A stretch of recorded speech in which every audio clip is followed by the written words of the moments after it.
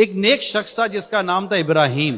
اس کے پاس اس کا دوست آیا اور کہنے لگا کہ ابراہیم بھائی پریشانی ہے, کچھ قرضہ چاہیے, 1 سال میں واپس کر دوں گا. ابراہیم صاحب نے انہیں قرض میں رقم دے دی اور اپنے رجسٹرڈ میں نوٹ کر لیا, جیسے نارملی رجسٹرڈ میں نوٹ کر لیتے ہیں. تھوڑی عرصہ گزرا کہ جنہوں نے قرضہ دیا تھا ان کا انتقال ہو گیا. مدت گزرتی گئی, قرضہ واپس نہیں آیا. ابراہیم صاحب کی جو بیوی تھی اس نے ایک دن اپنے شوہر کے کچھ رجسٹرڈ ڈاکیومنٹس چیک کرنے شروع کیے تو اس میں یہ قرض کی رقم لکھی ہوئی تھی. اس نے رابطہ کیا کہ میرے شوہر نے آپ کو اتنی رقم بطور قرض دی تھی, آپ وہ واپس کر دیں. اس نے کہا میں نے کب قرض لیا تھا, میں تو کوئی قرض نہیں لیا. اس نے آس پاس سے تھوڑی کوشش کی لیکن وہ مان نہیں رہا تھا کہ میں نے کوئی قرض لیا ہے.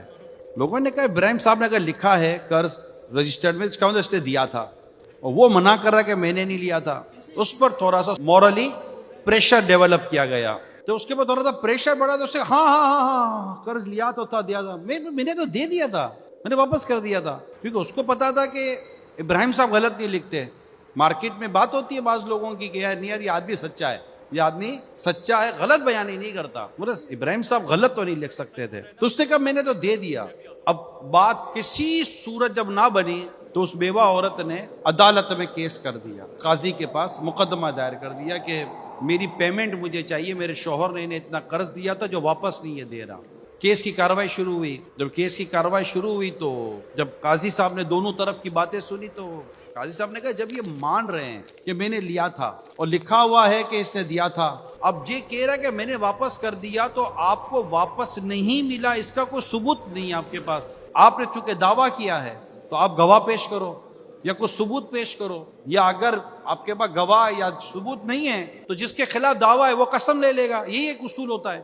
تو اس نے کہا میرے پاس دیکھا کہ نہ کوئی گواہ اور ثبوت نہیں ہے, مگر مجھے اتنا پتا ہے کہ اگر یہ قرضہ واپس کرتے تو میرے شوہر لکھ لیتے کہ اس نے مجھے پیسے واپس کر دیے, ان کی پریکٹس تھی.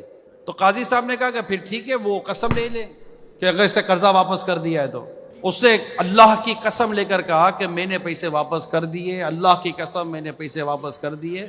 اور یوں کر کے اس نے قسم لی, جھوٹی قسم کھائی اس نے. ظاہر پر فیصلہ ہوتا ہے, سامنے ایک ریئلٹی آئی, اس کے مطابق قاضی صاحب نے فیصلہ کر دیا, اس سے گویا کہ پیسے واپس کر دیے.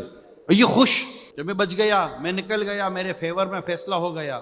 اب عورت جانتی تھی کہ یہ جھوٹ بول رہا ہے. جیسے ہی وہ شخص جھوٹی قسم کھا کر کمرائے عدالت سے باہر نکلنے لگا, ابھی سیڑھیوں تک نہیں پہنچا تھا, دھڑام سے گرا اور مر گیا.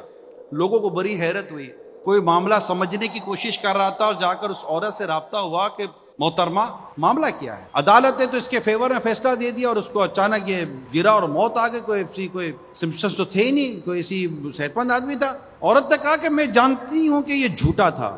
یہ خوشی خوشی جا رہا تھا کہ میں عدالت سے بچ گیا, میں کورٹ سے بچ گیا, میرے فیور میں فیصلہ ہو گیا. مگر میں نے میرے رب کے حضور دعا کی, مولا تو جانتا ہے کہ یہ شخص جھوٹا ہے, اس شخص کو نشان عبرت بنا. میں مظلوم تھی, اس نے ظلم کیا تھا ہم پر. اور جیسے ہی یہ کمرہ عدالت سے باہر نکلا, دھرام سے گرا, مرا, اور میں نے رب کا شکر ادا کیا, یا اللہ تیرا شکر ہے تو نے میری دعا قبول فرما لی. خیر کچھ عرصے کے بعد اس عورت کے گھر پر ایک اور عورت آئی اور جا کر اس کو رقم واپس کی کہ میں اسی کی بیوہ ہوں جو جھوٹی قسم کھا کر مر گئے تھے, تمہارا شوہر سچا تھا, میرا شوہر جھوٹا تھا, یہ لو رقم, اور ہمیں دعا میں یاد رکھنا. ایک لاجیکل بات کر رہا ہوں, برائی کا انجام برا, اچھائی کا انجام اچھا. جو اچھا کرے گا اچھا پائے گا, جو برا کرے گا برا پائے گا.